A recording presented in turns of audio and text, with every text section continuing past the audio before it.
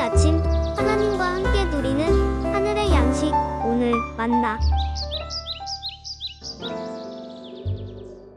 내 아들아, 내 지혜에 주의하며 내 명철에 내 귀를 기울여서 근신을 지키며 내 입술로 지식을 지키도록 하라. 대저 음녀의 입술은 꿀을 떨어뜨리며 그의 입은 기름보다 미끄러우나 나중은 쑥같이 쓰고 두 날 가진 칼같이 날카로우며 그의 발은 사지로 내려가며 그의 걸음은 수월로 나아가나니 그는 생명의 평탄한 길을 찾지 못하며 자기 길이 든든하지 못하여도 그것을 깨닫지 못하느니라. 그런즉 아들들아, 나에게 들으며 내 입의 말을 버리지 말고 내 길을 그에게서 멀리하라. 그의 집 문에도 가까이 가지 말라. 두렵건대 내 존영이 남에게 잃어버리게 되며 내 수완이 잔인한 자에게 빼앗기게 될까 하노라. 두렵건대 타인이 내 재물로 충족하게 되며 내 수고한 것이 외인의 집에 있게 될까 하노라. 두렵건대 마지막에 이르러 내 몸, 내 육체가 쇠약할 때에 내가 한탄하여 말하기를 내가 어찌하여 훈계를 싫어하며 내 마음이 꾸지람을 가벼이 여기고 내 선생의 목소리를 청종하지 아니하며 나를 가르치는 이에게 귀를 기울이지 아니하였던고. 많은 무리들이 모인 중에서 큰 악에 빠지게 되었노라 하게 될까 염려하노라. 너는 내 우물에서 물을 마시며 내 샘에서 흐르는 물을 마시라. 어찌하여 내 샘물을 집 밖으로 넘치게 하며 내 도랑물을 거리로 흘러가게 하겠느냐. 그 물이 내게만 있게 하고 타인과 더불어 그것을 나누지 말라. 내 샘으로 복되게 하라. 내가 젊어서 취한 아내를 즐거워하라. 그는 사랑스러운 암사슴 같고 아름다운 암노루 같으니 너는 그의 품을 항상 족하게 여기며 그의 사랑을 항상 연모하라. 내 아들아, 어찌하여 음녀를 연모하겠으며 어찌하여 이방 계집의 가슴을 안겠느냐. 대저 사람의 길은 여호와의 눈앞에 있나니 그가 그 사람의 모든 길을 평탄하게 하시느니라. 악인은 자기의 악에 걸리며 그 죄의 줄에 매이나니 그는 훈계를 받지 아니함으로 말미암아 죽겠고 심히 미련함으로 말미암아 혼미하게 되느니라. 오늘 본문은 지혜에 대한 직접적인 언급이 등장하지 않습니다. 또한 다양한 주제가 섞여 있는 본문입니다.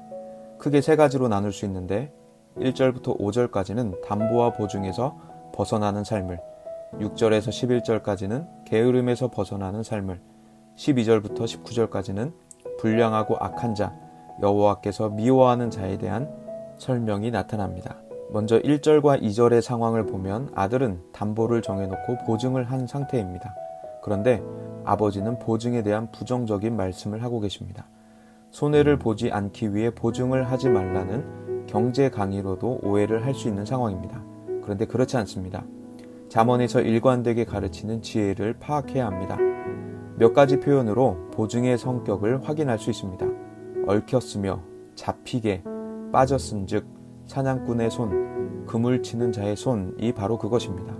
아들에게 부도덕한 이익을 노리고 접근한 이들이 있었던 것입니다. 그래서 아들은 그 악한 계획에서 벗어나야만 했던 것이죠. 성경에 나타난 전체 메시지는 성령 안에서의 성도의 교통과 교제를 말하고 예수님께서는 제자들에게 겉옷을 달라면 속옷까지도 주라 하셨습니다. 때로 이웃을 위해 담보로 보증을 해야 할 때가 생길지도 모릅니다. 그리고 우리는 성령의 교통, 교제로서 교회 안에서 신자들과의 교제를 누리며 살아갑니다. 잠언 6장에서는 그것을 하지 말라는 게 아닙니다. 다만 믿음이 없는 악인들과의 거래를 하지 말라고 경고하는 것이죠. 그렇다면 어떻게 믿지 않는 자들과 거래를 안 할 수 있을까요? 믿지 않는 자들과의 단절을 세상과의 단절로 이해했던 과거 운동들이 있었습니다. 그런데 그것이 아닙니다. 고린도전서 5장 10절에는 그러려면 세상 밖으로 나가야 할 거라고 말씀하셨습니다. 세상과 단절되어 살지 못하고 세상 속에서 살지만 구별되어 살아가야 하는 것이죠. 오늘 본문은 고린도 후서 6장 14절에 기록된 멍에를 함께 매지 말라는 말씀으로 이해가 가능합니다. 믿지 않는 자들과 함께 멍에를 맨다면 우리는 그리스도의 길로 걸을 수 없는 것이죠. 그래서 아들이 해야 했던 것은 파멸로 몰아넣으려 약점 잡는 일들을 간파하고 피해야 했습니다. 혹여나 그런 일에 빠지게 되었다면 겸손히 온유하게 부지런히 모든 지혜와 노력을 다 모아 그 일에 벗어나도록 힘을 다해야 했던 것이죠. 눈이 잠들게 하지 말라는 뜻은 밤낮 가리지 않고 노력하라는 말입니다. 시간을 아끼어 밤에 잘 시간도 줄여 노력하라는 것이죠. 노루와 새가 사냥꾼에게서 벗어나듯 채권자에게서 벗어나라 권면하는 것입니다. 6절부터 11절까지는 게으름에서 벗어나는 삶을 가르칩니다. 지혜자는 자신의 아들을 게으른 자여라고 부릅니다. 개미에게 가서 배우라고 하는 아비의 심정을 우리는 이해해야 합니다. 개미는 근면성실의 이미지죠. 두령, 감독자, 통치자가 없어도 개미는 일을 합니다. 게으른 자는 때때로 지시자나 감독자가 없다고 하여 게으름을 피우고 있죠. 보는 사람이 없으면 일을 안 하기도 하고, 보는 사람이 있어도 때로는 적당히 일을 얼버무리고 맙니다. 그러나 개미는 그렇지 않습니다. 상관이 없어도 자발적으로 그 일을 해냅니다. 개미는 근면성실하게 뜨거운 여름에도 일하여서 추수 때에 양식을 모읍니다. 그렇게 가을과 겨울을 지내게 되죠. 작지만 지혜로운 존재인 개미는 게으른 자와 상반된 이미지입니다.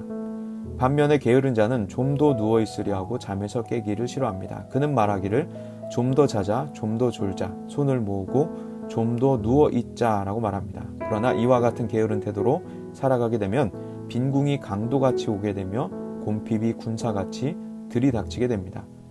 게으른이 당연히 식량을 모으거나 어떤 일도 하지 않습니다. 빈궁하게 살 수밖에 없는 것이죠. 물론 모든 빈궁의 원인이 게으름은 아닙니다. 그러나 게으름은 분명 빈궁을 가져옵니다. 게으른 자는 빈궁이 어떻게 오게 되었는지 언제 오는지 알지 못한 채 당할 수밖에 없습니다. 또한 군사같이 무장하고 오기에 막으려 해도 그때에는 막지 못합니다. 무력하게 자신의 게으름의 열매를 먹을 수밖에 없는 것이죠. 게으름이라고 하는 것 역시 원죄로 인해 생긴 죄의 일종입니다. 하나님의 뜻은 성실하게 사는 것이죠. 하나님의 뜻대로 이 세상이 보존되게 하는 것입니다.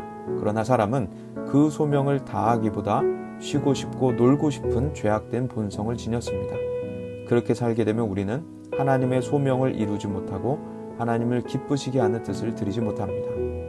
그리고 무엇보다도 경건을 게을리하면 우리 영혼 가운데 죄악이 강도같이 찾아와 우리 영혼을 빈궁하게 만들고 파멸시키게 됩니다. 따라서 우리는 두 가지의 열정을 가지고 살아야 합니다. 나에게 주신 소명에 대한 열정을 가지고 살아서 내게 주신 은사로 교회를 섬기고 재능으로 세상 속에서 일해야 합니다. 또한 경건에 부지런하게 살아야 하죠. 날마다 말씀 앞으로 가야 하고 말씀을 탐구하며 살아야 합니다. 그럴 때 내 영혼을 지킬 수가 있습니다. 12절부터 19절까지는 불량한 자가 나타납니다. 불량하고 악한 자에 해당하는 단어는 아담 벨리알인데 그 의미는 건달, 극악, 무도한 사람을 뜻합니다. 그의 외적인 묘사로 내적인 인격을 드러내고 있습니다. 그는 구부러진 말, 눈짓, 발로 뜻을 보이며 손가락질, 마음의 패역, 악을 꾀하여 다툼을 일으키는 사람입니다.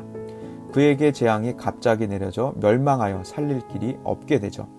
하나님은 교만한 눈, 거짓된 혀, 무죄한 자의 피를 흘리는 손, 악한 계교를 꾀하는 마음, 빨리 악으로 달려가는 발, 거짓을 말하는 망령된 증인, 형제 사이를 이간하는 자를 미워하시기 때문입니다. 불량한 사람과는 함께 해서도 안 되며 불량한 모습을 모방해서도 안 되는 것이죠. 잠언 4장에 나오는 악인의 모습과도 흡사합니다. 불량한 자들은 아들의 주변을 계속 서성이며 아들의 모습을 자신들과 같이 만들려고 접근합니다. 그러나 하나님께서 권선징악의 하나님이심을 우리는 기억해야 합니다. 하나님께서 싫어하시고 심판하시는 악을 우리는 모습이라도 모방해서는 안 되는 것이죠. 오늘 본문을 통해서 우리는 죄가 내 주변에도 있고 내 속에도 있는 것을 다시 한번 깨닫게 됩니다. 그래서 우리는 오늘 하루도 나의 영혼을 맑게 하여 주시기를 기도하며 시작하기를 소망합니다. 선악을 분별하는 지혜를 주셔서 악은 모습도 모방하지 않는 우리가 되길 원합니다. 성령에 민감하여 악인의 꾀에 빠지지 않는 하루가 되기를 기도합니다. 혹은 악인의 꾀로 어려움을 겪는 분들이 있다면 구원의 능력과 지혜를 허락해 주시기를 소망합니다. 또한 개미와 같이 알아주는 이 없어도 보는 이 없어도 근면성실하게 하루하루를 살아갈 수 있기를 소원합니다. 그래서 우리의 일상이 다른 이에게 그리스도인으로서의 모범이 될 수 있기를 소망합니다. 하나님을 기쁘시게 하기 위해 하나님을 경외함으로 사는 우리 오늘 하루가 될 수 있기를 기도합니다. 무엇보다 하나님을 향한 경건으로 성실한 하루가 될 수 있기를 간절히 소망합니다. 그렇게 오늘 하루도 하나님께 기쁨이 되고 세상 가운데서 예수 그리스도의 향기로 살아갈 수 있는 저와 여러분이 다 될 수 있기를 간절히 기도합니다.